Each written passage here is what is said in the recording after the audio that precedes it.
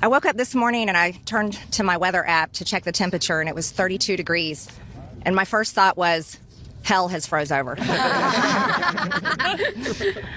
I want to speak goodness and love and hope into the women standing behind me and all of the other survivors whose names you don't even know, but stand with these women. They are survivors, and they are strong, and they are courageous, and they are daughters of God. They are not victims. These women have fought the most horrific fight that no woman should have to fight, and they did it by banding together and never giving up. And that's what we did by fighting so hard against the most powerful people in the world, even the President of the United States, in order to make this vote happen today. I was called a traitor by a man that I fought for 6 years for. And I gave him my loyalty for free. I won my first election without his endorsement, beating 8 men in a primary. And I've never owed him anything, but I fought for him for the policies and for America first. And he called me a traitor for standing with these women and refusing to take my name off the discharge petition. Let me tell you what a traitor is. A traitor is an American that serves foreign countries and themselves. A patriot is an American that serves the United States of America and Americans like the women standing behind me. And I want to tell you that this only became possible today because the American people, whom we serve as representatives here in Congress, demanded that this vote happen, and they put more pressure on every single elected politician in this city than has ever been put on them. And today you are going to see probably a unanimous vote in the House to release the Epstein files, but the real fight will happen after that.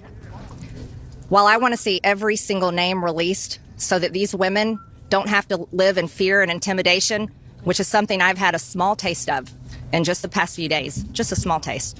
They've been living it for years. But the real test will be, will the Department of Justice release the files? Or will it all remain tied up in investigations? Will the CIA release the files? Will a judge in New York release the information? That's information that needs to come out. And will the list of names that these women privately hold, and they hold it because of their fear in their heart of what would happen to them if they release it on their own, will that list of names come out? That's the real test. So I want to thank Thomas Massey and Ro Khanna for your bravery in doing something that is much needed in America, crossing the political aisle that has become bigger than the Grand Canyon in America. But these men crossed that aisle on behalf of these women. And that is more of what is needed today in America than ever in our history. I woke up. So shots across the bow. I mean, it's kind of knew this was going to happen. I didn't really care for her equating, Trump coming after her to those women. I think she kind of felt that in the moment, and she pulled back on it a little bit. That was probably the only part of the speech that I really didn't care for. Hey, she has a winning argument here, right? She's got the goods. She has the women behind her. She is literally fighting for justice. And it's very difficult to paint it any other way. This is a losing battle for Trump. Trump should have kind of calculated this better. It was just a total miscalculation on his part.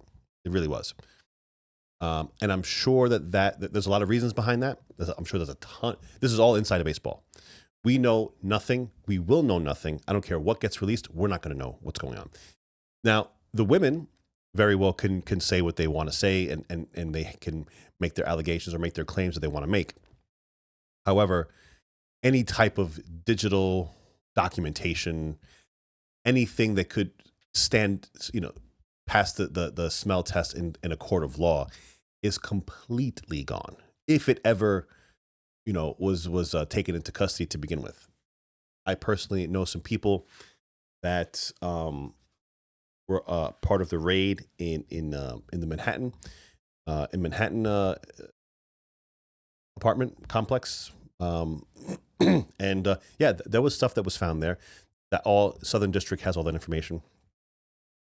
But I would have to say that leading up to the raid, in all, whether it's Manhattan, whether it's Little St. James, and I forget where, I think it's in New Mexico, the compound that he has out there. But leading up to all that stuff, you guys have to realize that this was known for a while that this was going to go down. So it's not like there was just a file, a box that says, hey, here are all the most powerful people in the world. Here's all their blackmail. Here it is. I'm sure whichever agency, whichever entity was curating all that stuff was long gone. You know what I mean? Like, if you're going to run a ring as sophisticated as what was going on when it comes to Epstein, you're not leaving you're not Hunter Bidening it. You're not leaving the laptop behind. You're not leaving the hard drive behind. You're not leaving any digital footprint anywhere. I mean, you're talking about, and again, like, I know Megyn Kelly got in a little bit of trouble, but she's kind of right. We're not talking about, like, for the most part, from what I saw, like super prepubescent girls. Some of them were definitely illegal and definitely way too young. But I think for the most part, it was probably your standard honeypot operation where you get a relatively young girl, however old she is.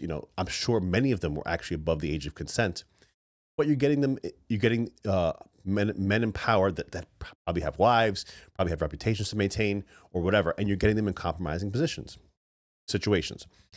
That is most likely what was going on for the most part. When it comes to, obviously the younger girls, it was definitely happening. I don't know if it was happening en masse. That's not really what I saw. What I've seen from what's publicly available, to me, just suggests your standard, well-run honeypot operation. Now, that being said, it should still all come out, I think.